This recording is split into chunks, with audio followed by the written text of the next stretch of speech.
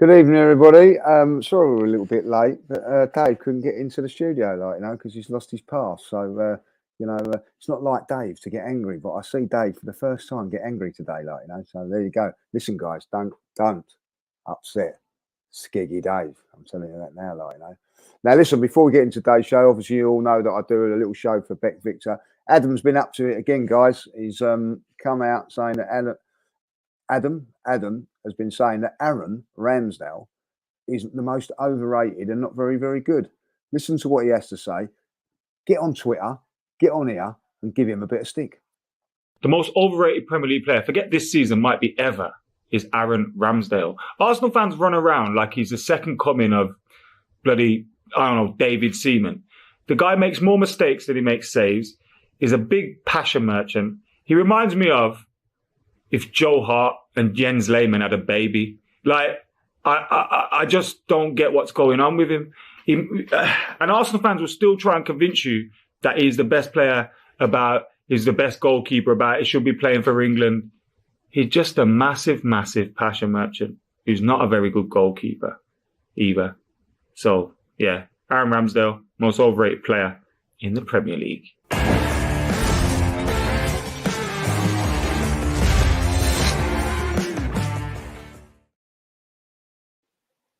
Gotta love Adam.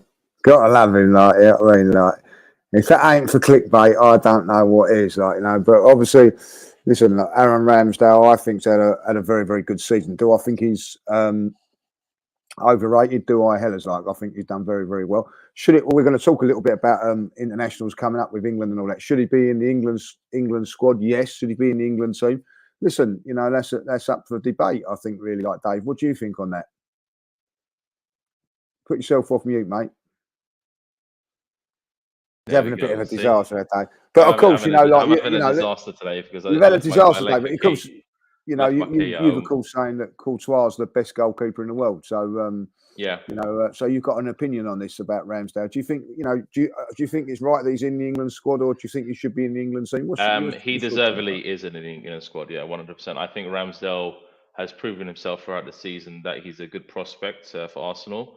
So I don't think he's the most overrated player, but he does like to make these cinematic saves sometimes that seem a bit over dramatic, if you know what I mean. But for me, I don't think he is the most overrated player. But Adam McCullough actually said that he was probably the most overrated player ever. Yeah, yeah. Not just this season, ever. When you say ever, then it's quite a different story. He's been following Harry Maguire and Bruno Fernandes a little bit too long at this moment in time, and there's a few players at Man United that can be put in that category. But for me, I think Ramsdale deserves to be in the squad. I think at the end of the day, I'm going to say this now, that Pickford has done well in the last few England games and also for Everton towards the end of the season. I thought at the beginning of the season, when Ramsdale was in top form, I felt that he was under a little bit of pressure. But I do think that why Pickford's gone a little bit like that, Ramsdale's gone a little bit like that, and I think now there's not too much in it. If I'll be honest, I think that maybe because of the experience, Pickford probably just edges it at this moment in time. But I think it's a good debate. But to say that he's overrated as a signing, I think is bordering on ridiculous. So who do you think has been the worst signing of the season, Dave? Who would you go and say would be in your opinion? Listen, if everybody knows Dave is obviously like a Real Madrid fan, so he's not actually an Arsenal fan. So, but second team is Arsenal. So we've got our favourite Spanish teams. Dave's got his favourite English team, which is Arsenal. So. Who would you like? For me, it's Lukaku. I think he's been an absolute monster of a mistake. I had Chelsea down to win the league when they signed him because I really did think he was going to be really good. But who would you say has been down there? Varane's got to be up there, surely. Varane has got to be up there. Yeah, I think Varane, Lukaku. There's a lot of players. I mean, when did Tavares sign this season as well? Isn't it? What from Arsenal? Yeah, this season, yeah. Exactly. So I think Tavares has been massively Didn't come with a reputation, though, Dave. No, he didn't come with a reputation, but he's been an absolute failure, to be honest. Did Lokonga come with a reputation before he came to Arsenal? A little bit. Like there was like good waves meant about him, really. Like saying he was like I think he was captain of before he came here. Like I think he's been a bit of hasn't really kicked on in any shape or form. But a little bit disappointed with him, if I'll be honest. I thought he looked very, very good at first, Lokonga. So I think that's a good one. Like true. But I think Lukaku has to take it. I think Lukaku takes the crown because Chelsea's been absolutely dreadful. So even when he came in against Madrid, I wasn't even scared of him. To be honest, I thought the defense would have it in his pocket easily. So of course, that's pretty much my opinion on Lukaku. And this is a great thing about signings in a way. Like when you look at this, let's take Real Madrid because obviously we're going there. Eden Hazard must be like that must be a horrendous signing for Madrid. But when you look at it, everybody would have bit your hand off to have him in the side. What a player he was in. So sometimes you buy these players. I'll tell you who's been another real disappointment. You have to say, and I think that, maybe like the Ramsdale one, he's trying to take that away from him, Man United. Paul Pogba. That's, what I mean, for £93 million they got him for, Dave, and they've let him go for nothing. That's incredible. Bad business, that, surely. Madness, isn't it? Madness. But guys, welcome to League Judges TV.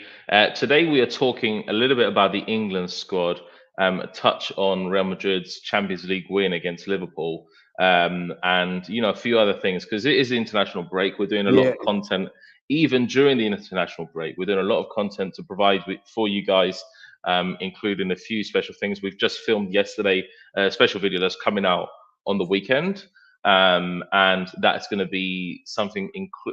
That's going to carry on to the Savoy Hotel, which is a little a little secret there, revealed. But it's going to be an absolute amazing video, and you better stick tuned for that. And also, we are going to be covering, the Real Madrid game and England squad for the Nations League. And the title of the video is it coming home? And we're trying to build this up towards the World Cup, isn't it, Lee? We're trying to build it towards the World Cup and trying to build a solid team for the World Cup. Obviously, we're going to do that because what we've actually decided to do with this is because, again, we're building into this, to the momentum of it, and why we want to get your interest in it, because obviously, like, come the World Cup, the Hippodrome, we're going to be doing some watch-alongs from the Hippodrome, where there'll be like myself, Dan, and Kevin on stage for hopefully one of those England games. What we can do is watch the game through the watch along, and then at half time do a little question and answer, a thing like that. So that's what we're building up to. That's why we want to get into the internationals a little bit. Like, first of all, I just want to see people in the chat. International break coming on the back, of course, of Arsenal's season finishing and the Premier League finishing, fifth place. Are we really? I want a yes or no in the chat now. Like, get involved. Are we interested in these England games coming up, or are we not? Just a yes or no. For me, it's a no. I'm not really interested in the games, really, if I'll be honest, Dave. What about yourself from a Spanish point of view? Do you look forward to the international games? I love international games. I think sometimes it's a breath of fresh air. Sometimes it's a waste of time. The pointless international fixtures in the middle of the season, definitely pointless. But leading up to the biggest tournament watched around the world, the World Cup final especially, which outdoes, I think, the Champions League by 5-1 on viewing numbers, which is incredible. And the Champions League final is huge. But the World Cup is the biggest sporting event, one of the biggest sporting events in the world. And arguably so, internationals leading up to it. I think I'll be more interested in internationals this year from this point on, including the Nations League, to go towards the World Cup. I really want to see England play and see England do well. Even though I support Spain as well, I'm rooting for England all the way, because England in the Euros, if they met Spain in the final, I would support England. Spain's already won their fair share of trophies. Let England take some home for themselves as the originator of football itself, isn't it? The country that brought football to the world. So we need to bring it home. Yeah, listen, I'm going to be honest with you, Dave, as you well know. Like, if it's a choice between Arsenal and England, I'm always Arsenal. I know. I'm always Arsenal. It's a very, very much Arsenal for me. And that's why I'm not so interested in the football. I think with me, and I'll be really honest, I've said this many a time, because it's tribal and things like that. I'm more I'm not patriotic towards Arsenal, but like cricket starts tomorrow, and I'm buzzing for England in the cricket. You know what I mean? It's a really weird thing, like, because I've not got that vested interest. But listen, I think it's going to be a really. Do you know what? Let's just talk about this for a second. I think it's going to be a really interesting World Cup, because this is a World Cup we've never ever experienced before, and that is going into a winter one. It's always been like, realistically, this summer should be the World Cup, and we should be like, and I think you like that. We can have a few beers outside pubs and things like that, and it's great. It's in winter, though. It's in winter. It's going to be in the winter, and that's why the Hippodrome's going to be even better for us, because it's inside. Yeah, that's true. Plug that again, but so it's going to be interesting to see where that is, and also like where I think where the Premier League jades our players to it. And then, they're not quite fresh enough going into this work. I think England are going to be in a very, very good position, because they're going to be a little bit fresher going into this World Cup, and it's going to be used to it. They're used to it. It's going to be used to it in there. So I know it's going to be hot wherever they are, but in a guitar. But I think it's going to be a very, very interesting one for us as well. So I think that we've got a very, very good a very, very good squad. And I've always said this, if England, the one thing that stopped England winning it is the negativity of Gareth Southgate. Hopefully he's learned his lesson and is going to be a little bit more positive going forward, Yeah, 100%. And do you know what's also the situation with it is that England, with the international break in the middle of the winter, I think they're used to I wasn't mentioning anything about the weather. I was mentioning about the actual I was mentioning about the breaks they have usually in the Premier League. They don't really have many breaks in the winter. They have literally Boxing Day, the New Year's Day games.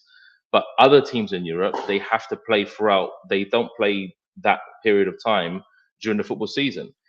The Premier League players are used to having a bulked up game fixtures during the winter break.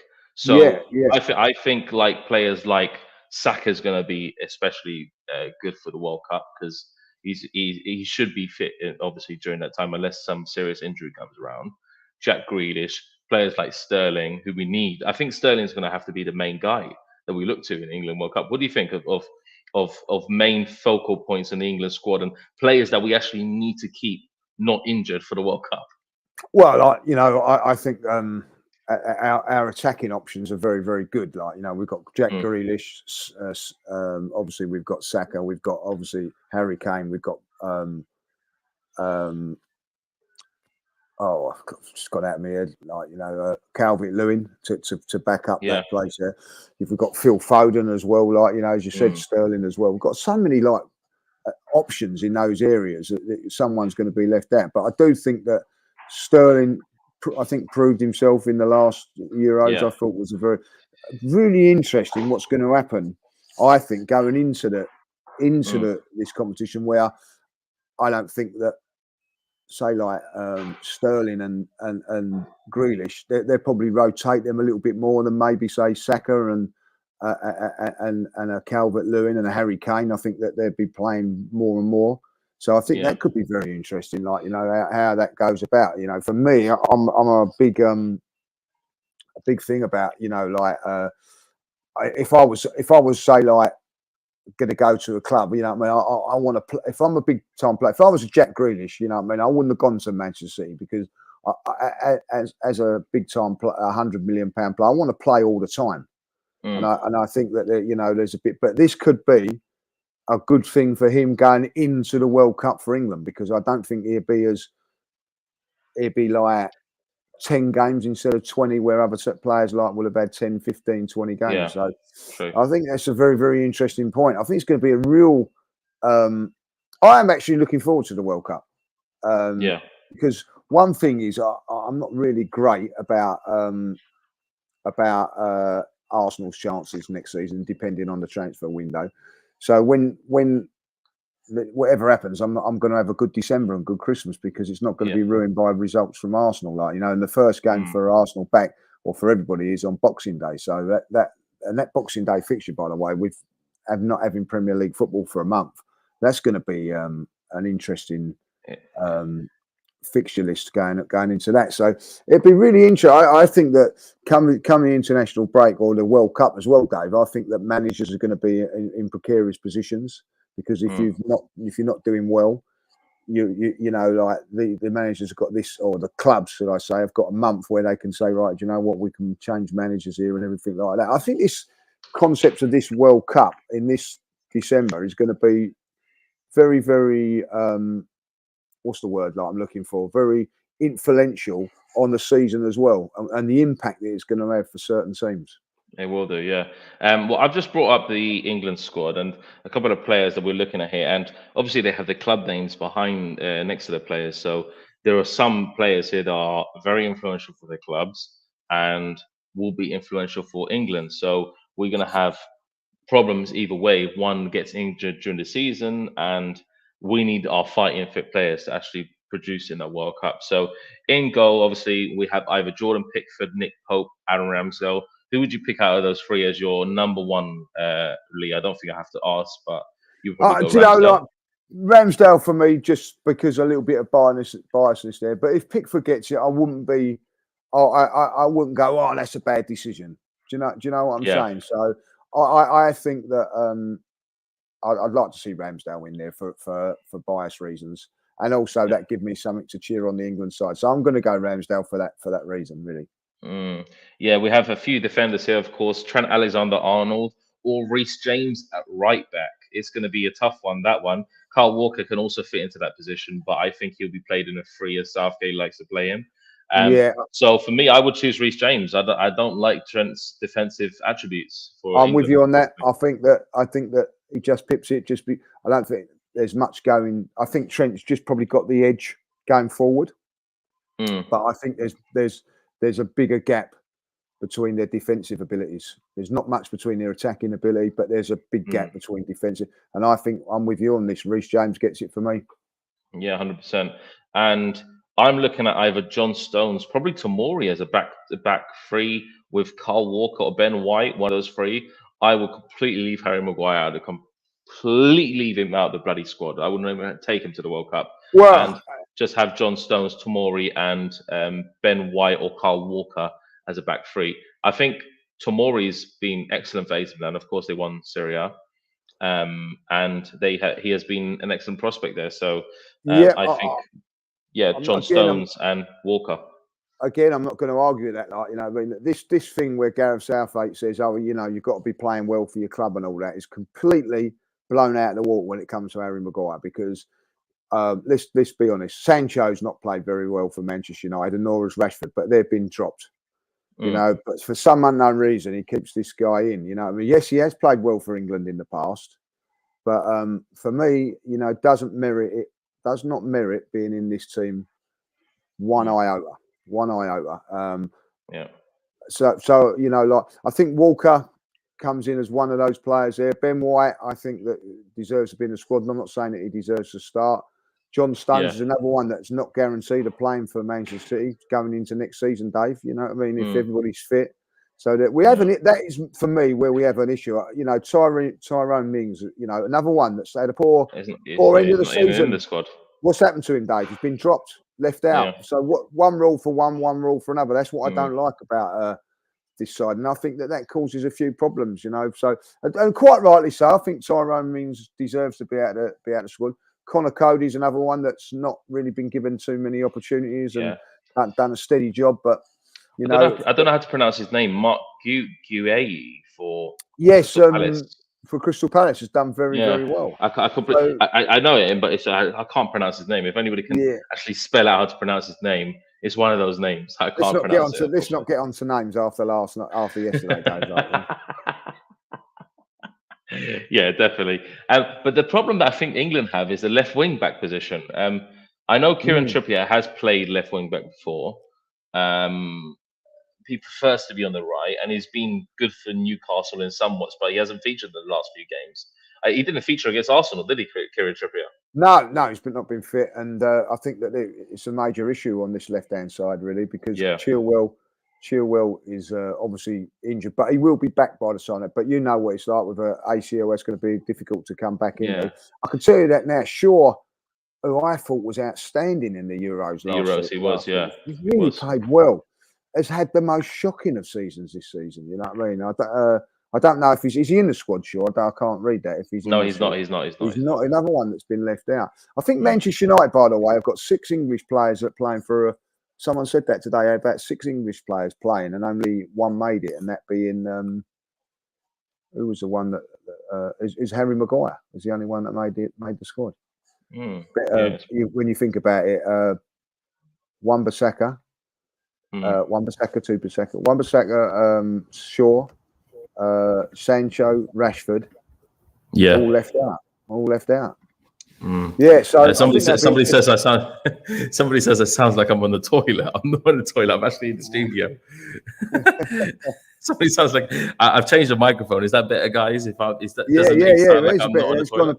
I was just about to turn down for it. So it's all right. So I think like this could be a potential place for Saka to come in and play. I think Saka could come in and play this position because we've got so many options up front. Maybe Saka comes in. Yeah, it could be. That's what I was thinking. I was in the watch along the other day, the playoff final, and somebody said play Saka at left wing back. I wouldn't be against that if I'll be honest. I wouldn't be against that. Yeah, cool. No worries. So obviously centre backs. I'm looking at probably Stones, Tomori, and Kyle Walker to slot in there, but I know he's going to play Maguire. That's 100%, and he's going to get booed. So good luck to him. Midfielders: Jude Bellingham, outstanding player, as we all know. Conor Gallagher, Mason Mount, Calvin Phillips. I don't even know why Calvin Phillips is in the squad. Declan Rice and James Ward-Prowse. I know Calvin Phillips has played well for England before, and Southgate has a soft spot for him. But do you think he should be included in the squad? Well, I think the reason he's been included in the squad is because we're weak in that position. We haven't got a great depth of players in that midfield. Henderson's been left out because I think they're trying to give him the rest that he needs, so that when going into the season in the World Cup, I think that's quite a sensible move. And I think that he needs to get some sort of games. I think that he's important to us in the World Cup. So I think that instead of just he's just come back, I think that where you sort of need to rest Henderson, get him some game time, get some games under his belt. He needs to have some games under his belt. So I think that from that point of view, I think that he needs to be playing.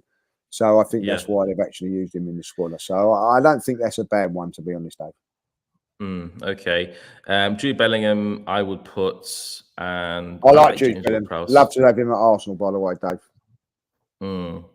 Do you think he's going for him? Is there any news on him? No, certainly not. He's staying in Germany, I think. Yeah, he's staying in Germany, but he is one player that I would like to have, Yeah, because if we're playing with a 5 at the back, 5 with the wing backs, 3 with the wing backs, then we would play with 2 defensive midfielders and then 3 up top. That's how we will play, I'm guessing. 5-2-3. That's like a 5-2-3 essentially. So 5-3-3. I think. Yeah. 2 holding midfield players he has, doesn't he? So and 3 up top. So I would probably put Jude Bellingham as more advanced midfielder and Declan Rice as a defensive midfielder. And forwards, Tammy Abraham's been playing really well, but you can't deny that Kane, Phil Foden, and Raheem Sterling are going to be the front 3 for England. Especially against Germany and Italy, I definitely think they're going to be the front. Yeah, it'd be interesting to see what he does if he uses this as the team that he's going to go for. So, if he's going to play Harry Kane, I expect Harry Kane to play. Obviously, he's going to be the main man. So it depends who he's going to go alongside the others, So I think Sterling. So that's what I would go: Sterling, Foden, or Jack Grealish in that role. And that's why then you've got Saka that can play wing back. So that's why I think that'd be a good thing there. And then you've got people like Mason Mount. I'm leaving out of this team at the moment because quite got it for me. I like him when he plays for Chelsea. When he plays for England, I've been a little bit disappointed with him. Yeah, I have as well. I have too. But as we saw in the Euros, the group stages were not particularly tough for England. But Saka was the main shining light in the Euros, I think. He was the one who broke play. He is one who gave every single left back a torrid time in the World Cup. And I think Saka he could start, but I think Phil Foden, the way he's playing, with Raheem Sterling, who is my focal point for the World Cup. I think Raheem Sterling, everything needs to go for him. Well, you think he's bigger than Harry Kane? He's more important. Let's put it this way. I think if Harry Kane doesn't fight, he's not shooting his boots properly, he's not lacing his boots properly, then it's going to have to be Sterling that's going to be the one to rise to the occasion, isn't it? To be honest, yeah, I felt Harry Kane was disappointing in the Euros last time. And towards the later stages, a little bit. Yeah, just so it's a big tournament for him. But listen, he's been in fantastic form for Tottenham over the last few months and all that, And I think the way he does play suits the way England play. So I still think he's going to be very, very pivotal. But I think Sterling, that gives Sterling a little bit more of a license. So it'd be interesting to see what sort of role that Sterling plays, because I think that Sterling's not happy at Man City, Dave. I don't think he's happy at Man City, so it'd be interesting to see what happens there. Yeah, I think Harry Kane during the Euros, because it was under Mourinho, wasn't it? Tottenham at that time, they were under Mourinho, so it was under Mourinho at that time, wasn't it? Oh. Tottenham during the Euros, Tottenham were under Mourinho. It was Mourinho. Yeah. No, it was Mourinho. So it wasn't Nuno. When was the Euros? Last summer? No, it was. It sacked him by then, didn't they? It was actually Ryan Mason was the manager. Ryan Mason, exactly. Yeah. Ryan Mason was the manager. But Harry Kane was off. I think just generally off form. I think with Conte as a manager, different story. Completely. Yeah, and I also think that going into last season, I honestly think that he knew that he was going to want to leave Tottenham, and he knew that was going to come out, and I think that was a little bit unsettling for him. I don't think there's going to be no issues. The whole Man City saga. The whole Man City saga as well. There'll be no issues this time. No issues this time around. He's going to stay at Tottenham. I can't see him going anywhere else. Yeah, true. And I just wanted to raise one more point on that, because I think, and you guys in the comments can agree or disagree with this. I remember when Spain won the World Cup, it was pretty much Barcelona's squad. Let's just be honest. It was pretty much Barcelona's squad, plus a few additions from Real Madrid, and including the likes of Fabregas, including the likes of Ramos, Puyol, Casillas, when they last won the World Cup. And I think the manager of the top teams during that time in the respective league that they're in helps out a lot with the National League, with the World Cup, because Pep was the manager of Barcelona at that time, and Spain played exactly the same type of football that they played in the World Cup under Vicente del Bosque. Under Del Bosque, they played exactly the same football, and it helped a lot that Pep was the manager of Barcelona at the time.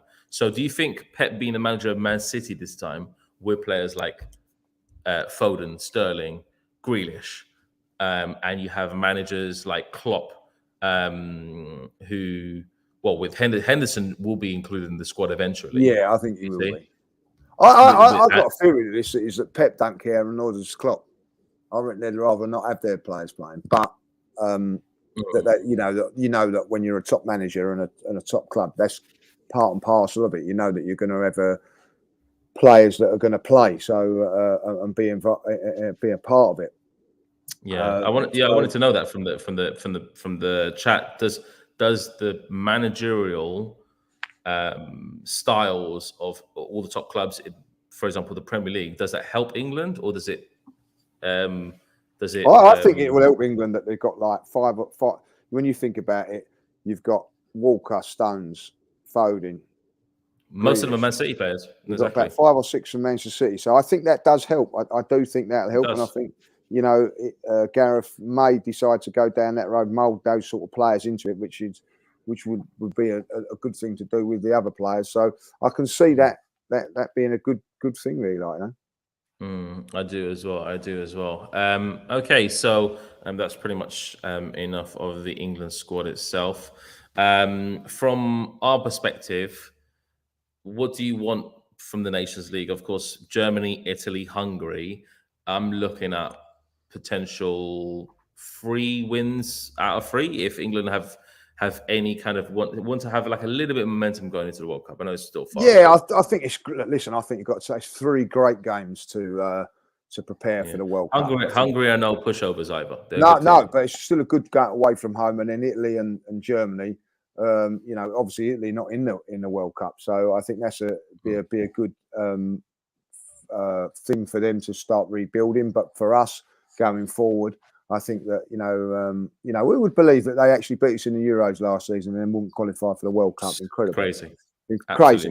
So it'd be going forward. I think that'd be quite good for us to get. And I'll tell you what. Listen, as I say, I'm not really that bothered about the internationals, but an England-Germany game or an England-Italy game is going to stir me up a little bit more than an England-Hungary game. So I look forward to those games, see what happens. And quite looking forward to seeing where we are against a German side. Listen, Italy and Germany are not as strong as they were, Dave. You know what I mean? I don't care what anybody says. So it'd be interesting to see where we go from there. But I think there'd be good games to go into the World Cup. I think that if I'll be honest, they're tough, but that's what you want. I think you need to have tough games. Yeah, and if we just look at quickly, briefly.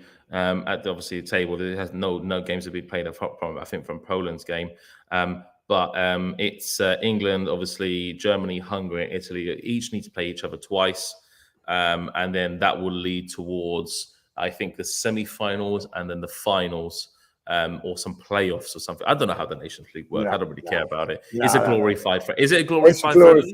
Glorified friendlies. What a great way of saying it, like, you know what I mean? So yeah, I think glorified friendlies. Yeah, so obviously other groups, Austria, Croatia, Denmark, France. I think France will top that group. I think the winner of each group goes into the semi-finals. That's what happens. So the winner of each group goes into the semi-finals. They play each other, and then they have a final to crown the Nations League champions. Austria, Croatia, Denmark, France. I think France will get through. Czech Republic, Portugal, Spain, Switzerland. Tough group for the motherland for myself. But I think Spain will top that. England, Germany, Hungary, Italy. I'm assuming England will top that. And Poland, Belgium, Netherlands, and Wales. Obviously, Wales, I think, qualified last time around. They lost to Poland today, so they lost to Poland tonight. And also, as we're on there, because we're gonna get off in a minute because the World Cup playoff at the moment. Scotland are actually losing, Dave. They are losing to Ukraine 1-0 at half time. So. It'd be interesting. Like Scotland have got to come back in that game. I don't know if they've got the firepower to do it, so we'll have to wait and see. So that's about to kick off again in the next couple of minutes. So let's see how that goes. So it's half time at the moment, and it's Scotland 0, Ukraine 1. Guys, let us know in the comments if you think that the Nations League are glorified friendlies, or is it good to have some healthy competition leading into a major tournament like the World Cup, which everybody watches, which everybody enjoys. Everybody loves having a beer. But the problem is that it's going to be winter in the UK. We're not going to have beers. That we're going to have beers, but we're not going to have it in the fashion that we would have it in the summer. No, it's going to be a real interesting concept. I'd say, like, really interesting, like, you know. Yeah, so, very interesting. Yeah. Yeah, I don't know how Qatar even got the bloody World Cup bid in the first place. But that's another story. That's a conspiracy topic for another day. I actually like the World Cup being in the summer because you can go out and have a few beers in the, and enjoy it. Like, do you know what I mean? But I don't know if I'm going to enjoy it so much with being in winter. Don't forget though, don't forget in the southern hemisphere it is summer. Yeah, of course. You know what I mean? So all the South American teams, they're going to love it, like Argentina. They're all going to be happy. So we'll have to wait and see on that. Yeah, that's true. Let's touch a bit on the Champions League final. Obviously, you watched it, Lee. You haven't really mentioned too much about it as such. Only to myself in our private conversations, Lee. You love our first and foremost. Congratulations. We love a meeting. We love a meeting. We love a meeting, and congratulations for Real Madrid. Like, I never thought that Real Madrid would win the Champions League this season, but to beat PSG, then to beat Chelsea, then to beat Manchester City, then to beat Liverpool is quite incredible. Quite incredible how they've done it. Okay. Sorry. And you have to give them all the praise in the world. I didn't think that they was the best team on the night. I thought Liverpool probably shaded it, but there was some magnificent performances from Real Madrid players. Magnificent performances. But and as I said, once Real Madrid, I said this yesterday, once Real Madrid went in the lead, there was only one winner. You might as well turn your TV off. They'd won it. And I just got to give all the praise to Real Madrid. The manager, Ancelotti, played a blinder. And well organised they were, and it was fantastic. I will say though that I don't know the ins and outs of what happened with the tickets and all that, but I think it's a disgrace. It's a disgrace what was going on there. Like, you know, and for our government not to really. The thing is, when we go abroad, I've experienced going to Paris. It ain't the Arsenal fans are fantastic when we go abroad. No trouble. I'm not saying Liverpool are not. I'm not saying that we are, that they're not. But when I've been to Paris, we were treated like animals, not very nicely by the police. And it seems to me like, you know, Liverpool have had that same treatment for no reason whatsoever. And to be treated like that when you go abroad, and I'm you know, like very, very disappointed with UEFA, very, very disappointed with our government for not doing nothing as well. Whatever reasons have gone on, whether fans had fake tickets or there wasn't fans with tickets and whatever, to be tear gassing kids and things like that is not great. And someone says in the chat there, Bill says Paris is a dump. I don't want to go as far as that, but I'm gonna say with Paris, when I actually went to Paris for the first time, I was disappointed with it. It wasn't as glammed up as what I thought it was going to be like, you know. Paris. Do you know what I mean? Like, you know, you go to other places like Madrid, and you go to other Barcelona, and you think, wow, I like, you know, Madrid in the square is fantastic and all that. Yes, I didn't really have that buzz about Paris. I felt it was, you know, it wasn't great. Well, an Arsenal legend, Thierry Henry, says that when they were done a little preview for the Champions League final after the Man City game, and it was him, it was Jamie Carragher, and they were like saying, oh, the final is going to be played in Paris, it's going to be all lavish and stuff, and Thierry Henry said it's not played in Paris, it's played in a little suburb of Paris, Saint-Denis, I think it's called. So, and he said that's not Paris, that's a rough area. So why is UEFA placing the Champions League final in a place where there could be trouble, there could be rough outcomes, there could be situations which will be heartbreaking for some, and you know, and I saw loads of people jumping over the barriers, running up the stairs, avoiding the security guards like NFL players. It was absolutely chaos. It was absolutely nuts. I've never seen a Champions League final so disorganized. And I've never been to a Champions League final before. No. So if that's just disorganized, they need to fix up for the next one, which is going to be in Istanbul. Yeah, and the thing is, you know, people are saying that, you know, the Stade de France is their main stadium, isn't it? You know what I mean? So, you know, it's basically Peckham, apparently. Yeah, basically Peckham, but ultimately that is where their stadium is, you know. So I don't know where else he's going to play. He's going to play at the Parc des Princes, you know what I mean, where Paris Saint-Germain play. I don't know, you know what I mean. That's a fantastic stadium, but the Stade de France is the national stadium. Listen, you know, for me now, Paris can't ever host another European Championship, as far as I'm concerned. After that, you know, so we will see. We will see. So see where it goes from there. But it wasn't great. Congratulations to Real Madrid and yourself for winning it again. Like, you know, 14 times. Is that correct? Times, 14 times. Unbelievable. 14 times. Unbelievable. It is incredible. Arsenal still have got a long way to go. Yes, we have, Dave. We have got a long way to go. We've got to get in it first and even have a chance of winning one. The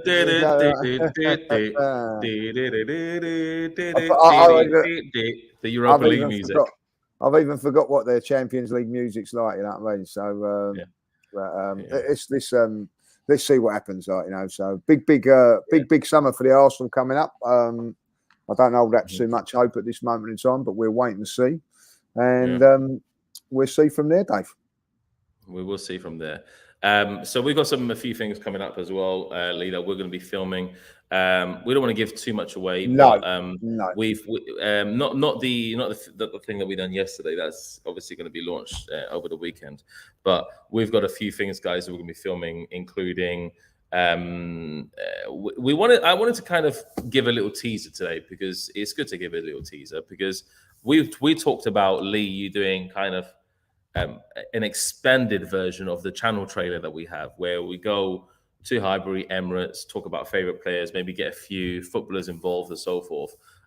Like a kind of Lee Judges biography, like an All or Nothing, but for Lee Judges himself. Where we go to your school, we go to Woolwich, the first ground that Arsenal ever played in the 1880s. I think 1880s is Arsenal founded. Well, if you've ever been over at Woolwich, it's very, very Arsenal based. Very Arsenal based. Yeah. You know what I mean? Got the Arsenal Hotel and things like that. So Arsenal Cafe, I think, is there as well. Like, so, we're going to have a little wander over to the Woolwich, and do a little bit like that. We've also got a round of golf when Dan comes back. Like, we're going to play a pitch and putt. And do it's a par 3 holes. We're going to go over there and do a bit of filming. We've got West Ham Paul's going to be involved on that, as well. Yeah. So we're going to have West Ham Paul good in golf, yeah. He's good for a bit of banter. Shall I put it? I'll put it like that. The last time I said to him, don't go into that bunker. And the words that he uses afterwards are fantastic. So if we can get him going into a few bunkers and get it on camera, it'd be funny, So, so we've got a few things to go. We've obviously got the Savoy. We're going to be off to the Savoy as well. We won't say too much more about that, but we're off to the Savoy, and hopefully we're going to meet a couple of legends that day. Which, if you watch the trailer, if you watch the show on Friday, when it's coming out over the weekend, over the weekend. I think Sunday's a Sunday. I'll launch that. Sunday's going to be launched. There is actually the two legends that we will be chatting to are going to be mentioned in that video. And let me tell you this, guys, they are legends. Yeah, they are absolute legends, and it's a chance for you all to get involved as well. So that's another little piece for that. No more, Dave. Don't say no more. Let's get out of here now. Apparently, Ukraine have gotten 2-0 up now. 2-0 up now, Ukraine. That's mad. So. You want to? Cool, guys. Well, that's pretty much wrapped up for today. It's a little short video. Obviously, during the summer, which we're going to try and bring you a lot more content still. We're going to bring back a night in with the judge. We're going to try and do some stuff with Sophie, which is also a very, very good idea that Lee Judges had. Mr. Judges, Senor Judges. It was a good idea. And that's when she comes back from Vegas, because she's always in America at the moment. She's always in bloody Vegas. Yeah, exactly. Yeah. Miss Sophie Rose. If you're out there, Sophie, we've got a great idea coming up. We've got a great idea for that coming up, Yeah, that's it, pretty much. Guys, well, thanks so much for joining, guys. Make sure you keep interacting with the channel. Keep sharing the channel, actually. We are so close to 30,000 subscribers. When we have 30,000 subscribers, we're planning on doing a little party, but we're not sure yet where it's going to take place. Not kind of like the biggest party in the world, but we're doing something to celebrate the 30K. And we're ever that more closer to 30,000 subscribers. So if you smash that subscribe, you haven't subscribed already. As Dan will say, we don't know where you've been, because Lee Judge has been here all the time. Yeah, that's it, right? Yeah, and we've been planning to push out a lot more content over the summer for you guys, and having a great time enjoying. If you're on holiday, please tune in, and we're going to be here most weeks. And I think Lee's going to. You said you're going to Madagascar or somewhere, Lee. Where are you going, mate? When? Any holidays? Any holidays? No. I've got a couple of little holidays coming up. Hopefully going to America. So let's keep that. With the AFTV thing, isn't it? So that looks like that's going to happen. So going to be off to America for the pre-season tour, and then I've got a little trip with all my guys, friends and family to Turkey coming up later on in the Nice. later on with that. But yeah, so some good holidays to look forward to as well. Like, you know, so that's nice. Got to be done, Dave. Got to be done. Not Spain this year, though. No Spain for me. No, it's not. And I'm having a pre-season birthday celebration tomorrow. Well, it's your birthday coming up next week. Come on, like, you know what I mean? Yeah, 7th of June. 7th of June is my birthday. I'm going to have my birthday party tomorrow. It's going to be live. It's going to be crazy. I don't know what's going on. I don't know where I'm going to end up, but I booked up the hotel. I'm going for a little spa retreat on my ones, and then I'm going to have the party with all the nearest and dearest. And next week, we'll probably have a dinner as well. Lovely. Looking forward to it. Looking forward to it. Perfect. Lovely. Great stuff. Okay, well, guys, much appreciated. Thank you much for joining. Subscribe, like this video, comment down below, and we will see you next time. It's your boy Skegneto and Lee Judges. Take care, guys. Have a good day.